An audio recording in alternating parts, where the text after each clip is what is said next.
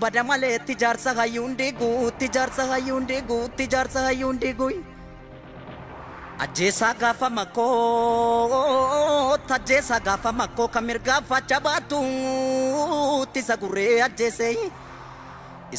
ajjeesee foon allaatti dhaalaatu tisa geeraraa galu isa waliif waamalu ture lammiin koo durii tarra maltu baay'attee itti arabbii rakkoo furii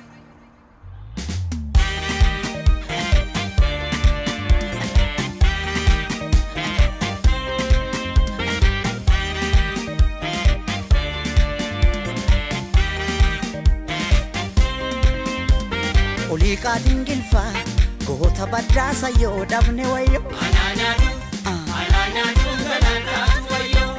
akka bishee garba goota roorroo diduu eessaa fiduu wayyo akka lemoo qilxuu hayyuu gaaratti hafee waama dafee akka taaddee birruu kan lammiisaaf dhiiguu eessaa argu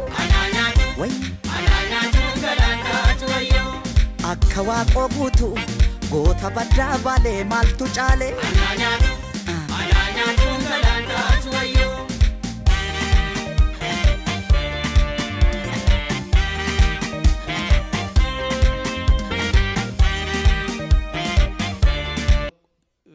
NGOs discussion just aside, we have regional and international standards of about especially land ownership, which is broken. That's what I'm going to see here.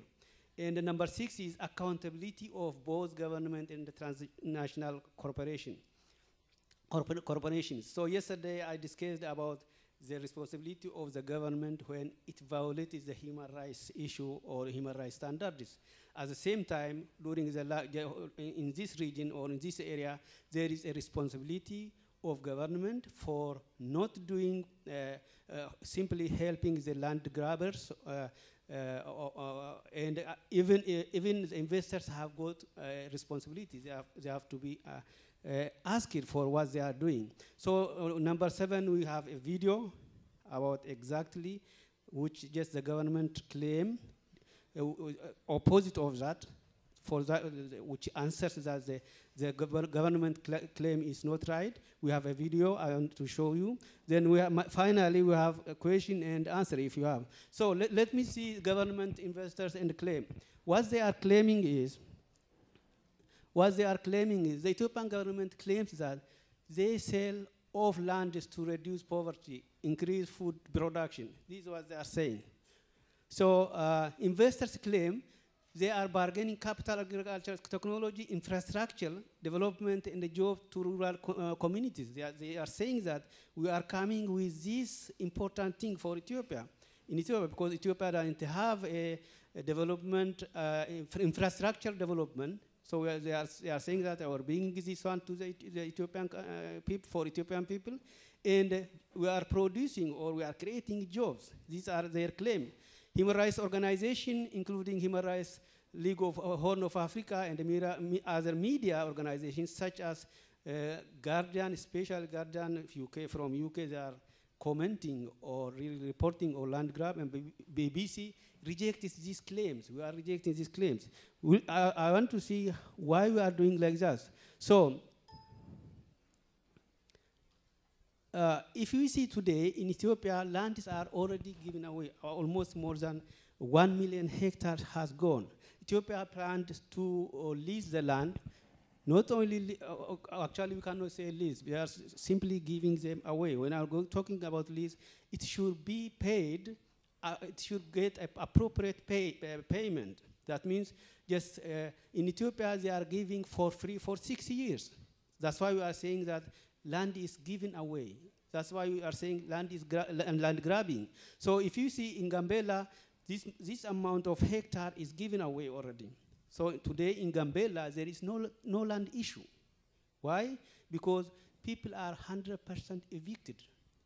So if there is no person there, if there is no people there, citizens there, nobody is going to raise about it is already, they are evicted. So it is already freed. It is free land now. So in Oromia, we can see that 3,080 hectares has given away. Where are these people? The government is saying that we gave away the land, or we leased the land, or the virgin land, where there is no people are living, just that is really free land, they are saying. That is false. According to different medias and human rights organizations, what we documented is people were evicted overnight. Thousands of people, not only one. So in total, there are around 1 million hectares is given away. Now they planned the second round, especially around the capital city, Finfinne. They planned to invest, to give the land around the capital city in just 45 radius. Is what I'm getting any information now. That means many people are going to be evicted, maybe today or tomorrow, we don't know. This is their plan. So some negative effects of investment in Ethiopia. Let's see that some negative effect is what I'm talking about now. Families have been uprooted from their ancestral land by force without consent and compensation. There is no compensation. They are coming. The security force of government, the government security forces got overnight and evicted these people. They are saying that starting from tomorrow, this land is not yours. It is government's. Government wants this land. This is what's happening. So this is really a violation of human rights. We'll see. We'll come to the point how the human rights is violated when they are doing like this. So hundreds of thousands become jobless, homeless, and exposed to acute starvation, diseases. Children dropped out of school because they don't have anything to eat or to live where, so they have to drop out. So now they are jobless, they are just on the street and homeless, not only jobless, they are homeless. So those who resist eviction were beaten, taken to prison, and charged under terrorist proclamation because they are against the government. Anybody spoke or did something against the government is terrorist in Ethiopia today because they have got the anti-terrorist law, which was just they adopted in 2009. So many were tortured and killed because they say that I want compensation as such simple for my land. If somebody says that he's terrorist, so he's going to be in prison and tortured. So let's see, for example, this is a recent example. The recent massacre committed against Suri tribe in Omo Valley in December 2012. So in December 2012, they tried to evict this tribe. So they resisted the eviction. So on spot in one day, they killed 147 people. This is documented by different medias. And we go the first report, first-hand information to me. So within 3 months, 247 Suri nationals, or you can say tribes, were killed and thrown into the bush because they say that they don't want to move from their land. So the government security forces did, within 3 months, 247. So let's continue. NGO complaint on land grab. Land deals between government and investors lacks detail. You will see in the next, just in my video show, that the investors are saying that, they confirm that, they are witnessing that, we didn't ask it by the government to sign any document, except the government says that, give us a cash, give us a money. That's all. They don't care about the indigenous people living on the land. So now this is what we are just reporting now. Exposed to labor exploitation. For example, around Bako, you know the central part of Oromia, Bako, not far from the capital city, they were evicted from their land And they were hired just by begging, they were hired by 60 cents per day. 60 US cents per day. This is exploitation.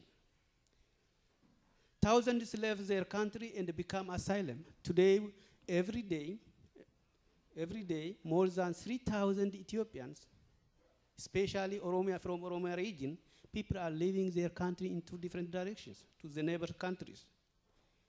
So the Human Rights League of the Horn of Africa documented within 6 months, only Oromo nations who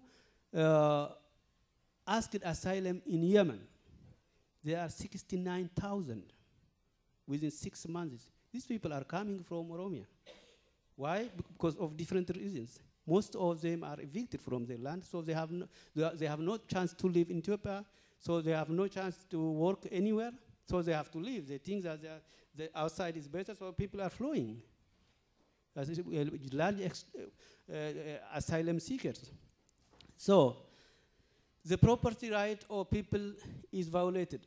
So that's where I'm going to see what the government is accountable now. Accountable. Why?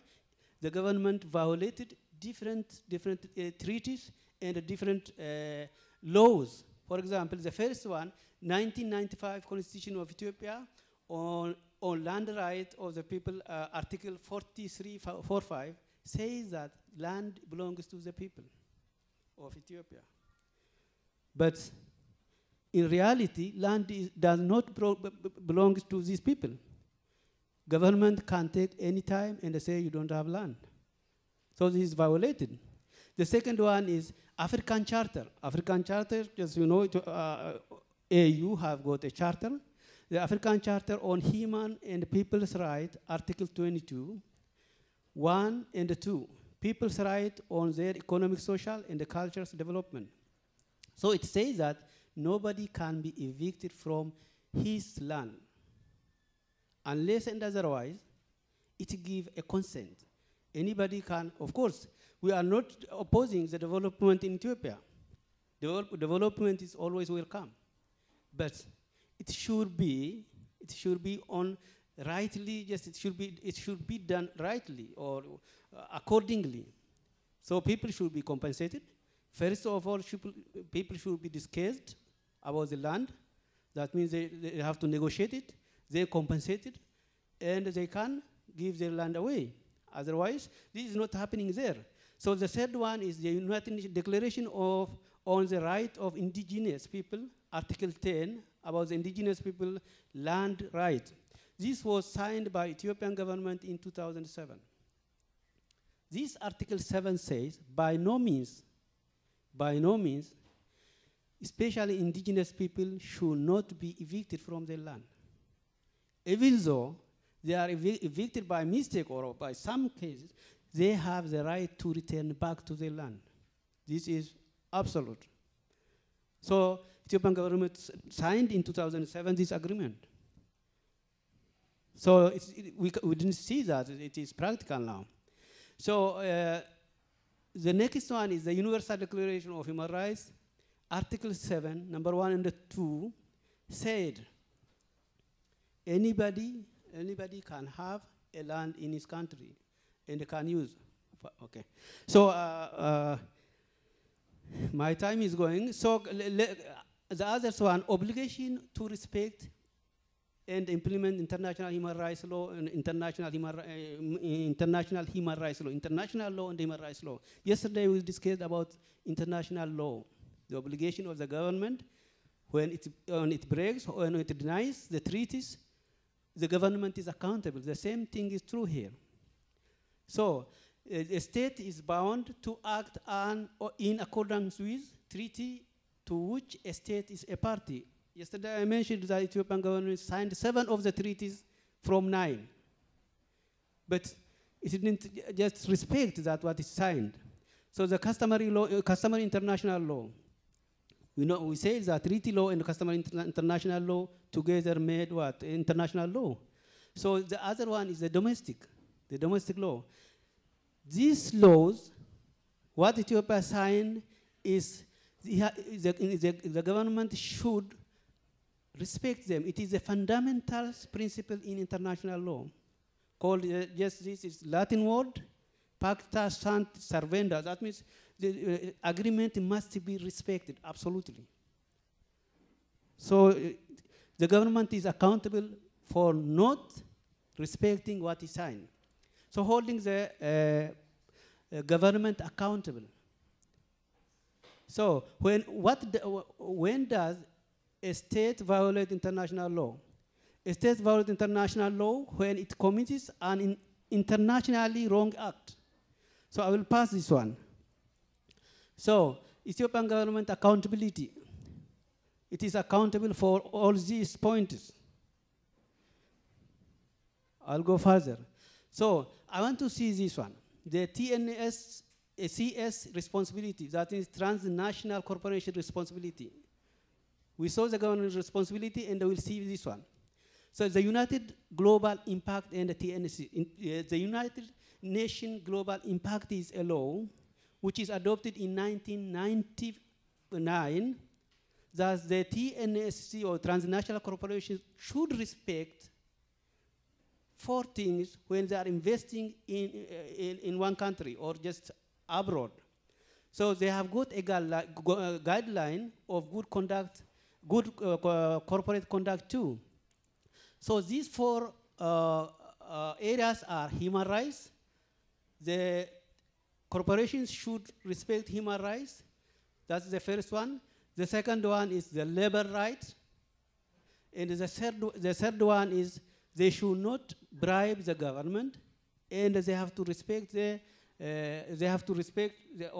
should not pollute the environment. If they did this, the transnational government corporations can be sued, or they can be just driven away from that country. They can just lose their property over there. So the role of NGOs to hold the government accountable and the TNC accountable. As you know that, I will read this one. As far as human rights organizations publish reports, conduct research on human rights crimes that may fall under the jurisdiction of regional and international courts. That means African Court and the African Human and People's Court in our case, and the International Crime Court. They should send the most solid reports on the most serious crimes to the prosecutor of each court. We can sue them just by doing this. So this is the first one. Second, we have to serve as a link between the court and the victims and the witnesses. So by providing this, we can just file a case. So this is what we are going to do as the end, because we are reporting again and again on human rights violations or land grabs. The final action should be this. We have to file, we have to solidify our cases or our documents and send to the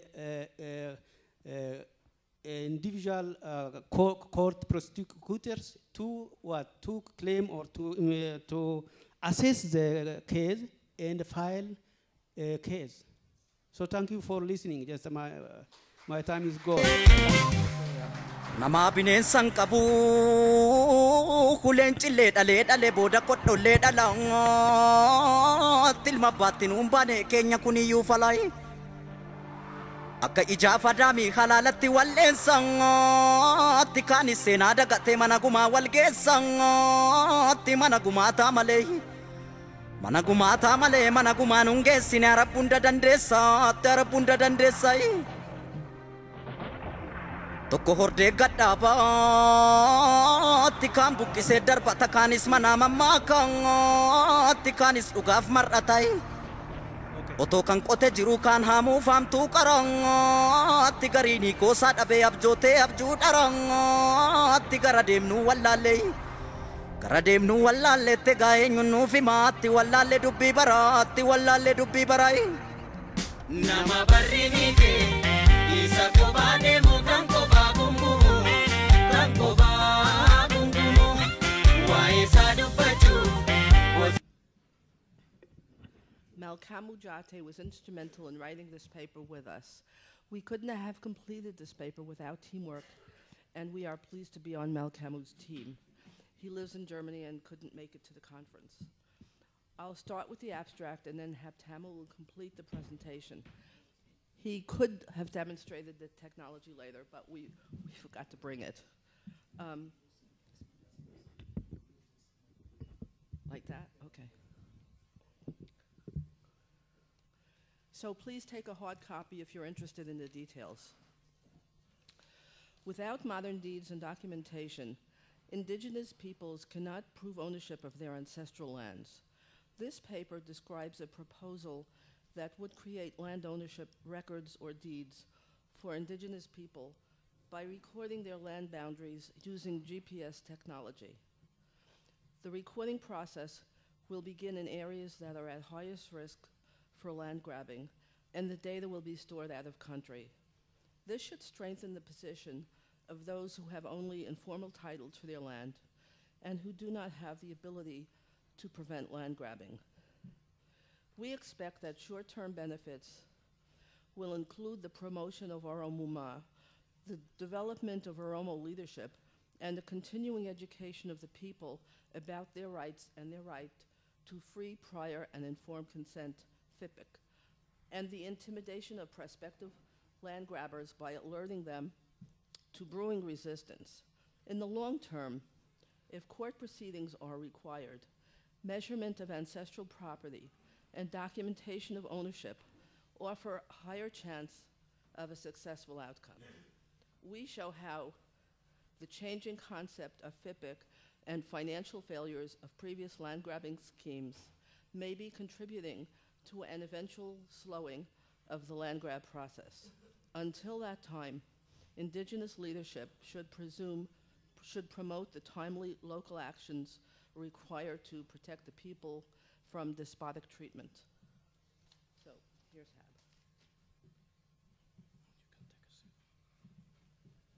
I want my Coke.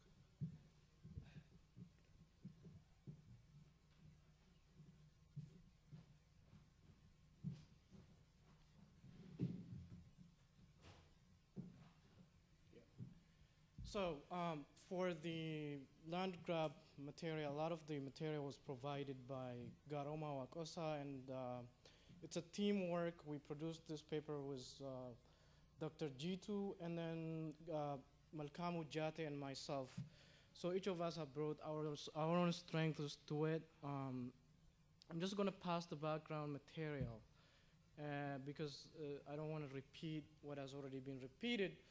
So the title of our presentation, of course, was Countering Land Grabs by Establishing a Database of Customary Land Ownership Rights of Indigenous Peoples. It's a very inclusive terminology. So this was the outline for our paper. She already did the introduction. The paper also is going to present documentation of indigenous land ownership, the application of ITREX 20 GPS and government-based camp software, immediate and long-term benefits of the deeds that need to be recorded, the importance of free, prior, and informed consent, how we know that changes are coming, and conclusion. So basically here is a factual information. I'm not going to repeat that. Garoma has covered how much land has been given away to scrupulous so-called investors. So it was inspired by, of course, the global economic downturn, 2007, 2008, and you know all of that information. So there is a link between, of course, a fundamental link between human rights violation and land grab, because a lot of the indigenous people who live on those lands, their livelihood is impossible without the land. So land, it's kind of a manifestation of a genocide, and land is not only a fixed asset essential to produce crops and livestock to secure the supply of food. Land is the foundation of identity. Who Oromo is as a people, who a Suri is, or who a Gambela Anuak is very highly tied to the concept of land. So the forceful displacement of indigenous peoples will result in the disappearance of their identity. So it's part of a genocide which actually categorized Ethiopia as, it has already reached the seventh level. There are levels that I'm not going to describe here. This is the most critical level that borders, an all-out kind of extermination. So, are the leadership of the government of Ethiopia lashed onto land grabbing to achieve systematic ethnic cleansing that continues to destroy the livelihood and lives of the peoples of South in order to realize an internationally invisible genocide that would ensure minority elites absolute and untested ownership of the land? That's a question. So the well-being of people is very linked, as I said already, so I don't want to describe the objective of the paper at this stage. So the problem is, as Garoma has pointed out already, is the problem of documentation. The government says, I own the land, and how can you prove that you actually own the piece of land that you say you own? How are you going to prove it? So the lack of documentation of land ownership rights of indigenous people is a huge problem. But recently in other places in for example, the Congo, in other Latin American countries, there is a trend to documenting land grab issues. So I'm just gonna pass these statistics about land grab because a lot of you have heard this a lot. So we want a self-reliant community documentation of existing kind of land, the plot, whatever the size of the land is, that belongs to Mr. Chala or Mr. Ahmed or Mr. Abebe or whoever, it has to be recorded. So our strategy is to use the GPS technology and create communal records of land grab.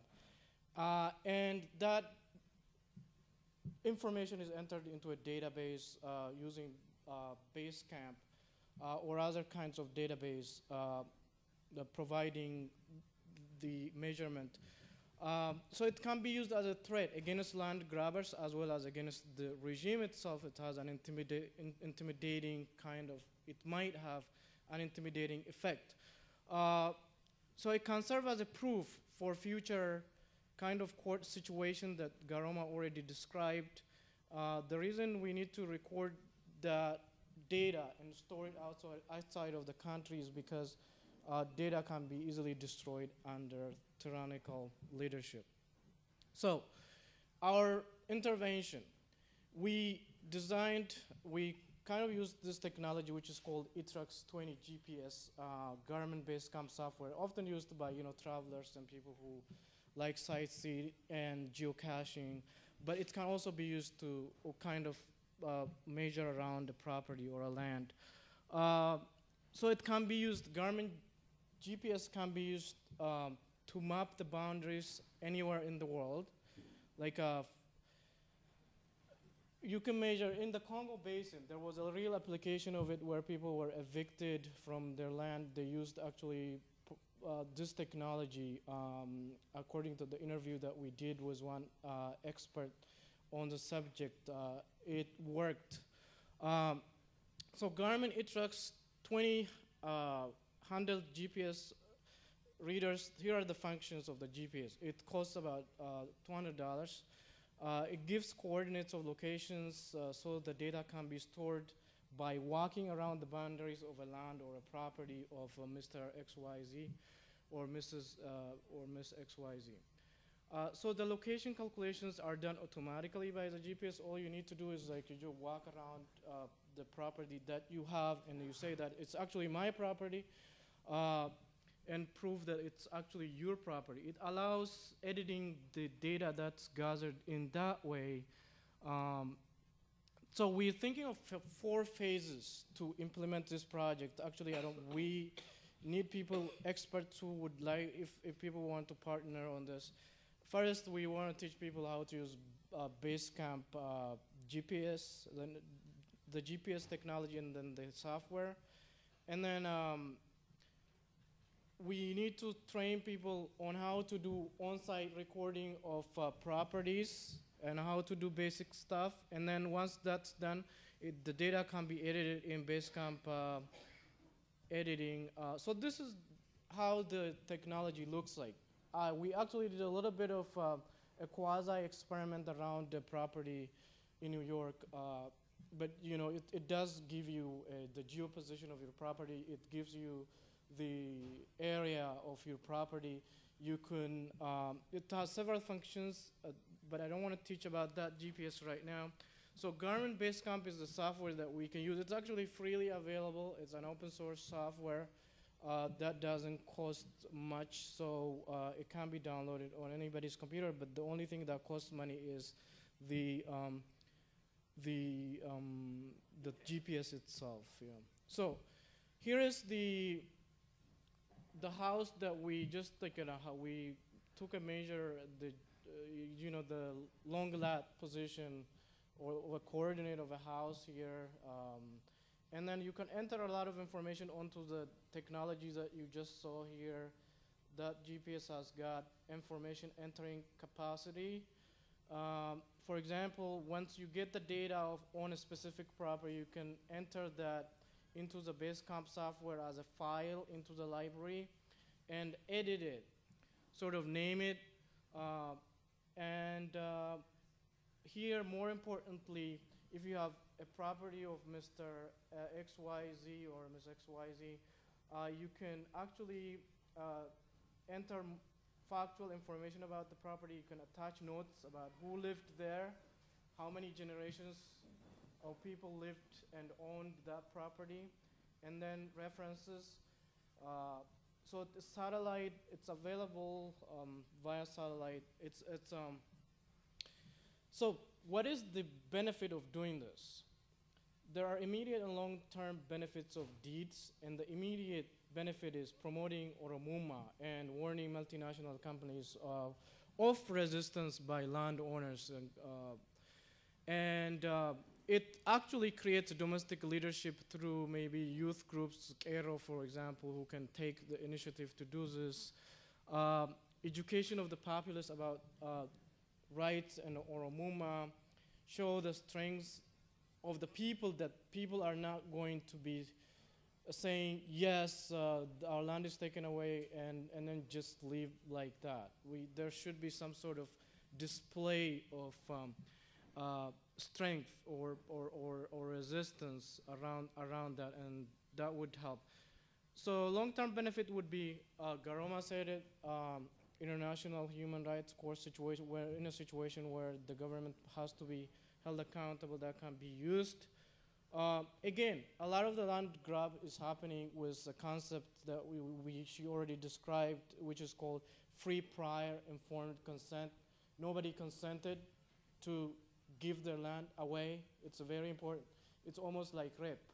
So people are being evicted against their will in broad daylight in places like Omo Valley, in Oromia, in other places that are, it's not consented. So I want to emphasize that.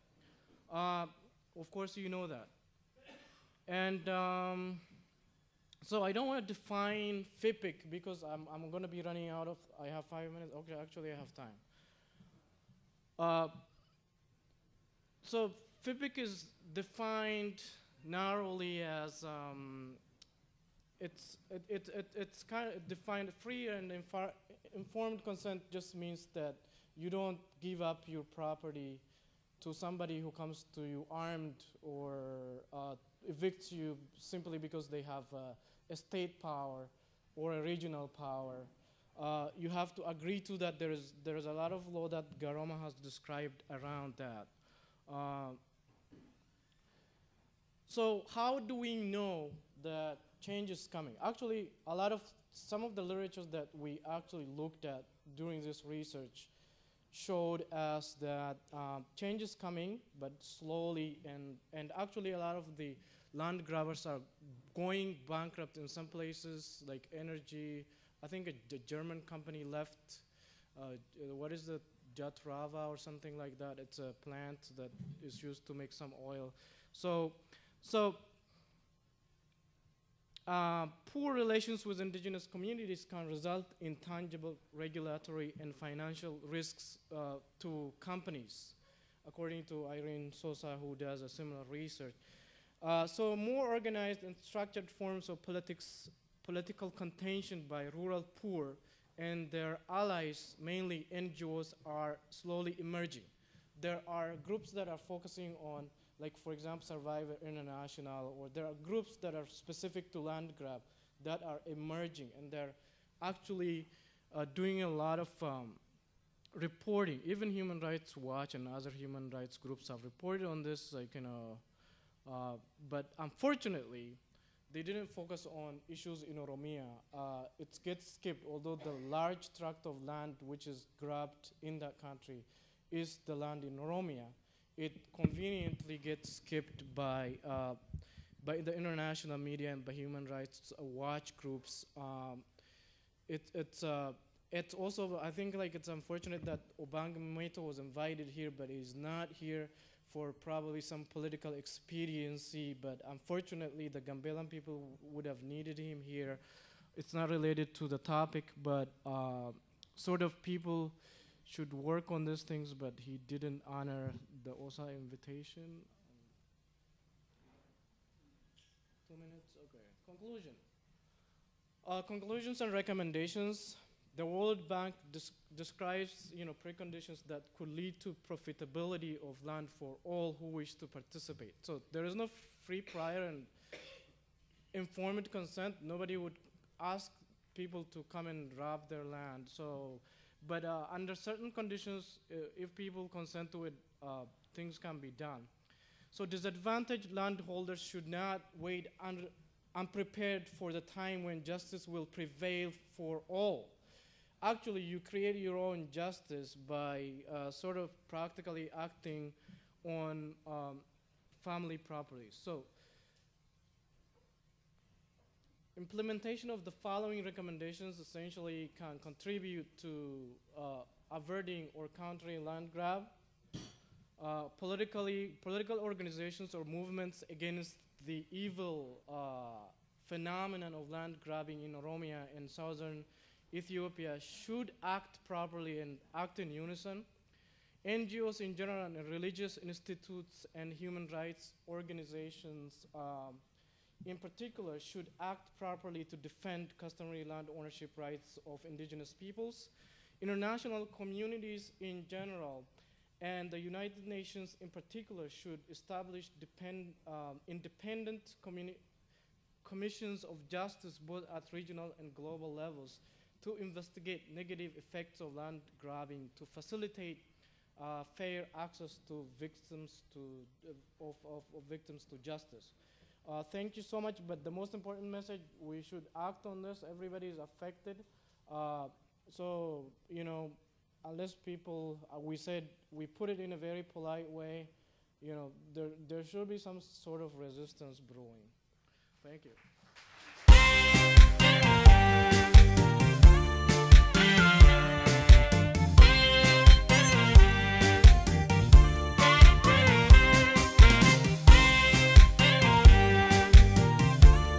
My question is on international law on indigenous people. I recently have been studying these two things. In fact, I studied about indigenous people all over the world. I found that they have been systematically eliminated by unjust world for the last 500 years. The international laws are lip service because the people who are formulating international laws are the countries that formulate international laws are the people who have been engaging in terrorism and the genocide on indigenous people. Therefore, I found out that these laws are really, they are not effective.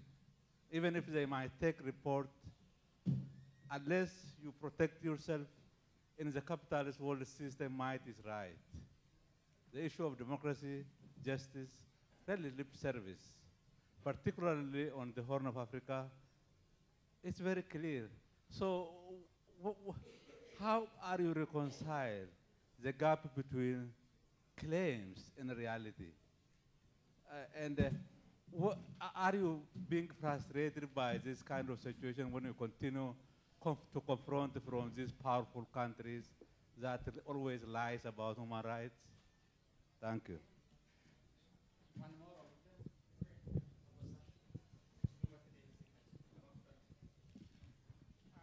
Well, mine is also actually on the same issue, but I tend to take a different look at the effectiveness of the international law in challenging the land grab.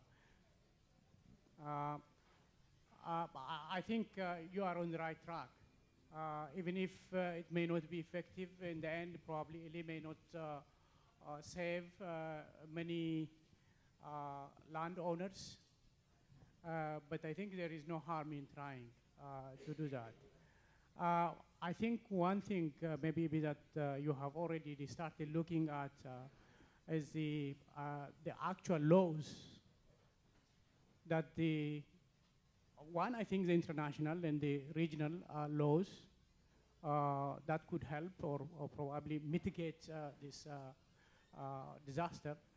And the second one is just maybe looking to the laws, the Ethiopian laws, even if I think using it to defend the farmers' rights might be difficult and unthinkable, in fact, in that at the national level, but probably at the international level there might be a way. But there is, as you have correctly pointed out, I think looking at the law, the 1994 Constitution, I think the way it is implemented right now regarding land is that government is the absolute owner of land. But that law, I think to my understanding, doesn't say that, and I'm not a lawyer, so I can't really say much beyond that. But to the extent I think you read it, is at least it makes the states co-owner. The people and the states, that's what it says. It's not absolute. But in the subsequent laws clarifying that, they have included or made it look like or read the state owns everything. And they went back into the regional, the state laws, and they have all similarities and differences. But if you look at the northern, the Amhara, Tigrayan state, they have similarity, but at the same time different, and they have levels of how at least farmers could defend themselves. When you move to Oromia and to other regional states, in fact, all those are absent. You don't see it. So probably our lawyers and I think all those who have the expertise in this area could look at and see maybe also develop a challenge on that basis. But I think as Professor Asafa said, the effectiveness of the international system itself is questionable, but at least we have to give some credence, and if there is a possibility to use it to save some farmers' land, I think it's worth it. Thank you. Okay, we'll answer the two, maybe the suggestions, but Dr. Asafa has asked and Garma will be addressing that. Okay, thank you, Dr. Asafa, for raising this question. Of course, it is frustrated. I'm frustrating because of, you know that we are looking things relatively. The main important thing what we have to do is we have to document and file the case. When we are filing the case, we are not 100% expecting the positive, or especially it might take a long time, or it might delay for different reasons. The main important thing what I can see here is, if we file the case of the land grab at ICC, what we have to look is, this case is already filed. The members of ICC are really can impose on this on the country, or they can re-look at it. Especially Ethiopia at this moment is a member of Human Rights Council. This is a violation. Most of the Human Rights Council members from 47, those who recognize Ethiopia is violating human rights in different areas are not more than 5. The others are just really illiterate about what Ethiopia is doing. So what I expect from the judge is, it might take many long times or long years. The most important thing what I can see is the member countries can impose on Ethiopia, can put pressure, because Ethiopia is denying what signed the treaty law, especially the treaty law, which is the part of international law. So, as you said, we might not get overnight a positive thing, but in another way, indirectly, Ethiopia, the different countries, especially the member of Human Rights Council and the members of ICC, there are 122 countries, they can put pressure on Ethiopia to avoid doing such things, because violating the treaty which is signed internationally is violating internationally, not only Ethiopian people. This is what I expect.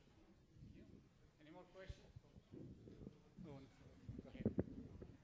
I want to say that theft of property using the cover of illegitimately gained sovereignty ought not to be condoned under any circumstances, and we should not say, well, the state owns the land, let's just give it up, because that's what you're implying we should do. We should not accept the circumstance. And I can say today, I can say we should not accept this.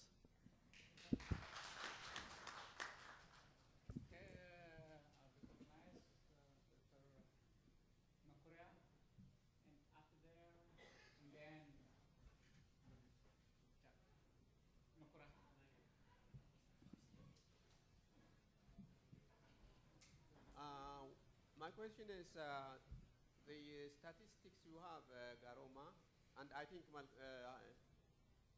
Haptamu has also recognized that statistic. You have 1.8 million hectares of land that is this. But the figure we know is double that. What is the source of that statistics? The other question I have is to Professor Vichak. You have raised three things that are very serious when it comes to Borana. One is, I don't know if land is leased. You didn't mention that is what I want to know. You are saying that population grows, the lack of rain, and landlessness, which means land is becoming less and less because of land is taken from them. What land is taken? Who takes land from them? Is there land lease? Is there land lease in Borana? Is there land lease? Are they? Land lease. Yeah. Okay. Pass it to him, maybe. Thank you all for being here. My question is, the argument for the land grabs that the land is being used in an underproductive way. Besides human rights violation, what answers do you have to address the economic demand that is, which is the reason why the land grab is happening? Yes, but these land grabs have been failing economically. One more question up there. Yeah, that's the last one. Still asking questions.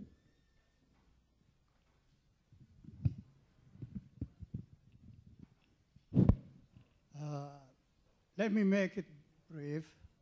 Sorry, sir. Let me make it brief. My first question is it's about the land grab. Okay. Briefly, how much can it help us to target the consumers of these international corporations with their products, that they grab the land and produce some things over there and bring it out to the international market? If we try, or if anything is already done, that would be good, and it's good to pursue. How far or do you think it can help us to pursue the consumers of the product of these international grabbers? by working with NGOs like, say, in Holland, in America, UK, elsewhere, to bring to the attention of the consumers that the products of these corporates comes from the world where poverty is really doing harm, the land is grabbed, and it comes from there. We can show those videos we have been seeing over there. And I think it can help us if we begin that. Thank you. Can I go to the next? No, sir. Now all of you have to make the shortest we have. We have already run out of time, but we'll answer this question. No more questions. Yes, this is already being done, except that we're not doing it. And many of these land grab, the economy of these land grabs is very negative. They are failing. And so because we're being told that that's the way it's supposed to be doesn't mean we have to accept it. And yes, many of the international companies are finding resistance and they are finding that they need to back down. So this is the trend for the future, and we need to help ourselves get this trend going in Oromia.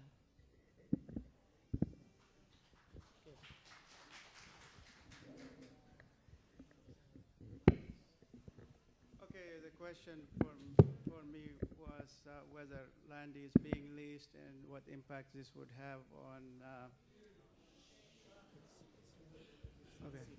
Okay. The question for me is if land is being leased or which some describe it as land grabbing, that's happening all over. You know, there is a growing demand for livestock development being shipped to to the Middle East, to many different parts of the world. And the live animal export source is the Borana area. And so, yes, there is that problem. Land leasing is part of the problem that makes livelihood for the Borana difficult.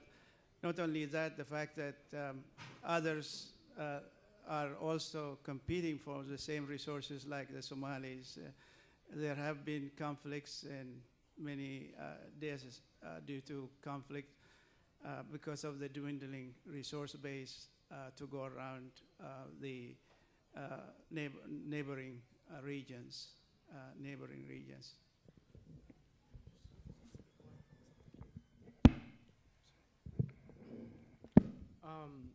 Again, I'm not an economist by training, but for the question somebody asked about the economic demand for land, again, like whose economy are we talking about?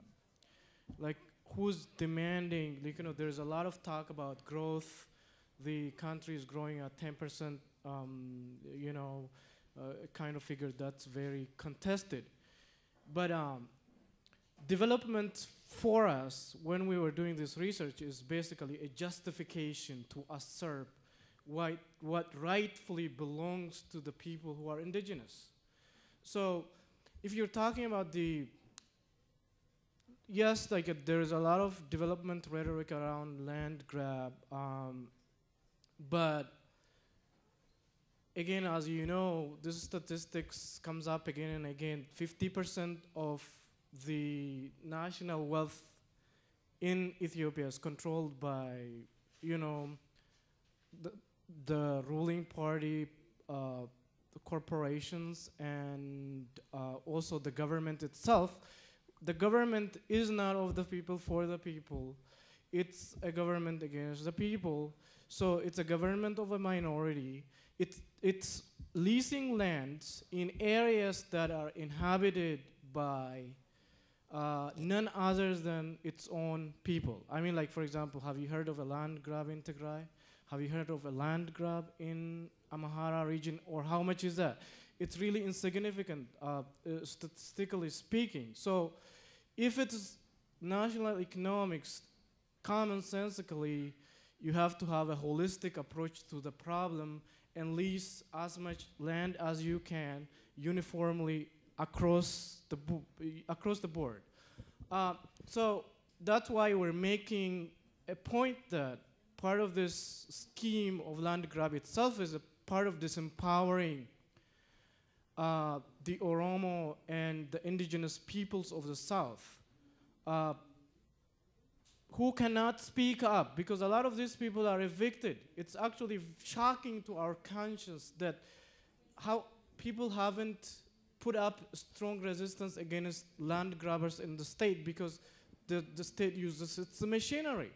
So I think politics plays into this a lot. So thank you. I want to give an answer for Dr. Bulcha's, Makura Bulcha's question. The statistics which I showed, there is a written on overhead of the statistics says from 2009 and 11, because I didn't update. That I took as an example. The recent is, I know that it's more than that. So that statistic shows up to only 2011. By now it is doubled. And I know that they have got a plan in the maybe 2 years, 3 years plan. They are increasing by double. Thank you. My video is not working, so I'm sorry about that. Yeah. Please give a round of hand for this great people. Thank you very much.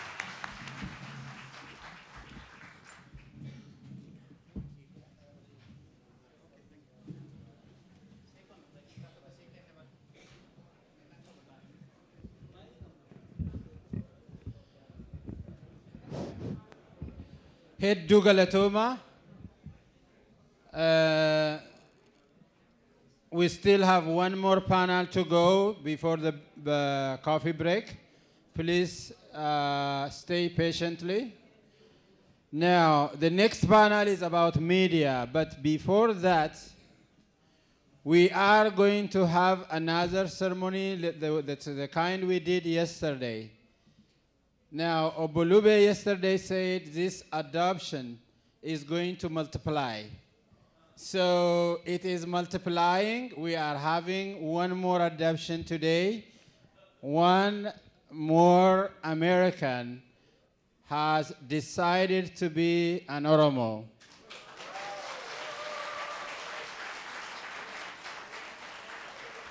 Obolube, please come over and take 5 minutes and complete the adoption ceremony.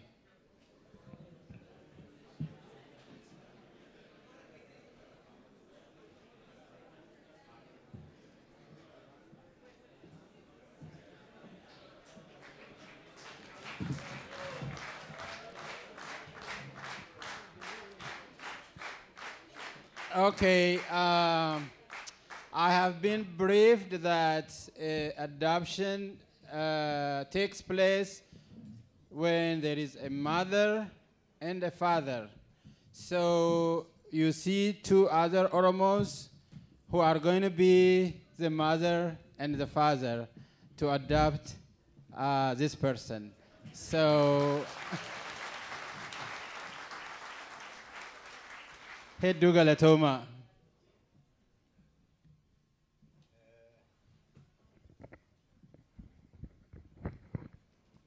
Kalecha inna gamati kale waggaa dubbatu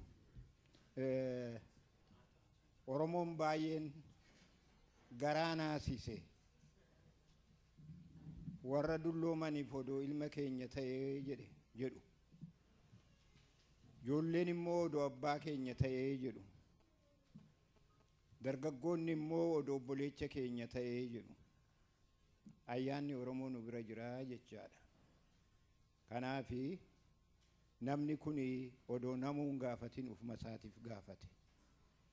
What I'm saying, yesterday when you gave us a short speech there, everybody loved you.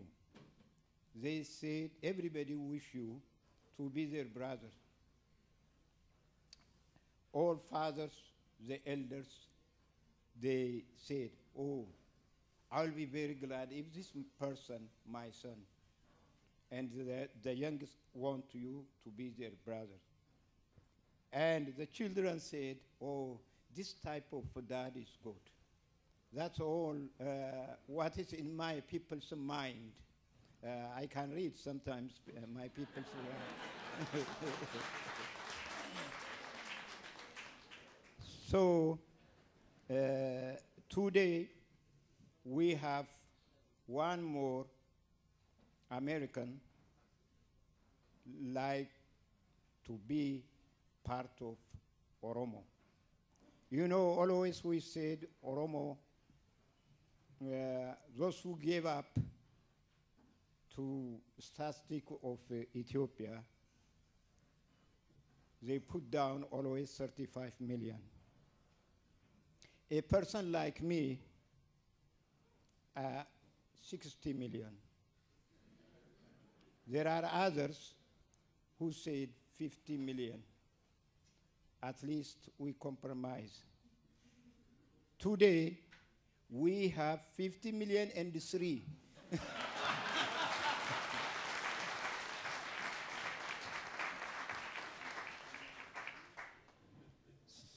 So we will start the ceremony the same way we did yesterday. As I told you yesterday, after I finished the ceremony, some people approached me. They told me there are many things that remain to make it complete. In situation like this, we have history if it's important. In situation like this, where especially we are in exile, we left our family and our tool back home. We don't have them. Always our tear comes when we do something about this adoption or Hamachisa and many Guba and Recha is still as exiled people. We missed something back home, which we don't have it. We don't have even Boku with us. We don't have a Chachu with us. Kalacha is holy. We can't travel with Kalacha. Kalacha remain in the individual hand. So there are many things remaining. And please don't try to correct me. In different areas, some variety of change exists even within Oromia. I have seen it. I participated if I don't play a major role. I watched the whole night one day what they are doing.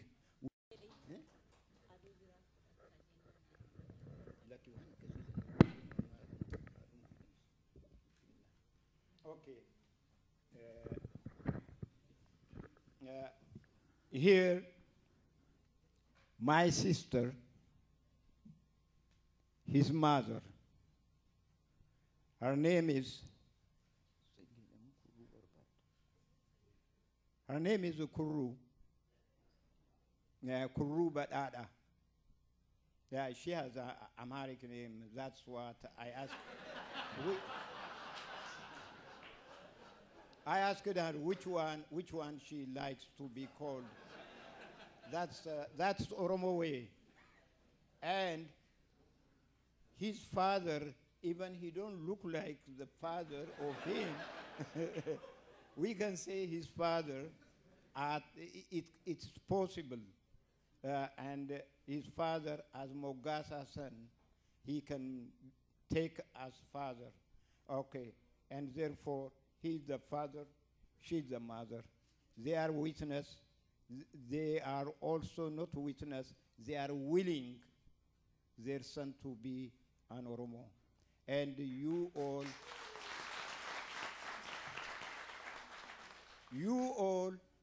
are witness for this. Okay, please repeat after me. I said, your name is Lemmi. I, Lemmi, loved the Oromo people. I understand your history. I understand your history. Which is my history. Which is my history. I understand your struggle. I understand your struggle. And I learned it's my struggle. And I learned it's my struggle. I admire Oromo people. I admire Oromo people. You kept the Oromo culture. You kept the Oromo culture. And the Gada system. And the Gada system. I voluntarily approached you. I voluntarily approached this great nation. This great nation. To adapt me. To adapt me. To your nation. To your nation. From this moment. From this moment. Take me as one of you. From this moment, take me as one of you. I am an Oromo. I am an Oromo. From now on, my name is Lammi. My name is Lemmi. Call me Lammi. Call me Lemmi. I am your son. Thank you.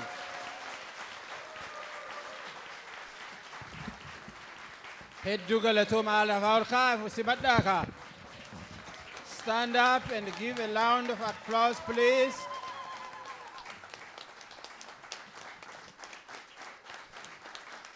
Thank you for becoming part of us. He would like to make a 2-minute speech. You heard him speak yesterday. He is just like Martin Luther King, isn't he? He speaks just like Martin Luther King. So please come over and say a few words. Thank you.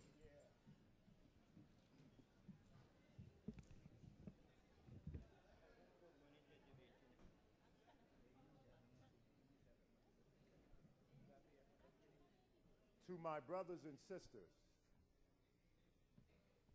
of my adopted nation, I want to first of all start by saying that I am not historically naive.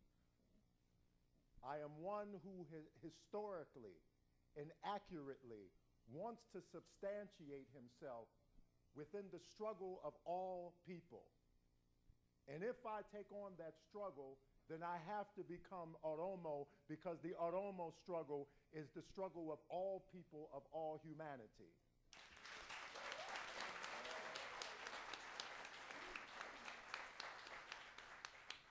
To assume that some radical elements that have power over a people within any continent have been responsible for this is not the way it is. It is our ancestors who have been crushed and robbed of their indigenous land that tell me, if you want to be a liberator, you have to help to liberate Oromo people, because those people are our people. And I say to those who even have a name that is not your name, and you are here today, and you call yourselves Oromo, follow in the tradition of your original ancestors and take on the name that is a true Oromo name.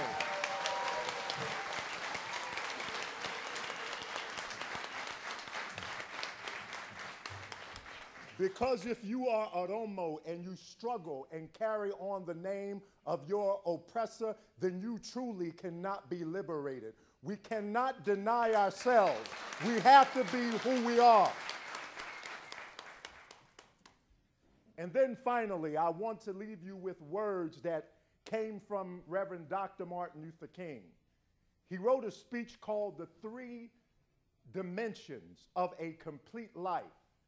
And in this speech, he talks about height, depth, and breadth. In terms of height, let us as Oromo people strive higher beyond the foot of our oppressor that keeps their selves over us. Look higher than your oppressor, because you are. Look to Gakagorecha, who is your God, the one God that we all come from and that reflects us. Height. In terms of breadth, let us realize that there are others outside of us that can contribute to our struggle, and let us widen our struggle and bring others into the struggle of the Oromo people, because it's not just about Oromo, it's about all humanity. And in terms of depth, let us become deeper in our struggle so that we can have the fortitude to speak the truth to power that exists. Height, depth, and breadth. Garatume. Lammi.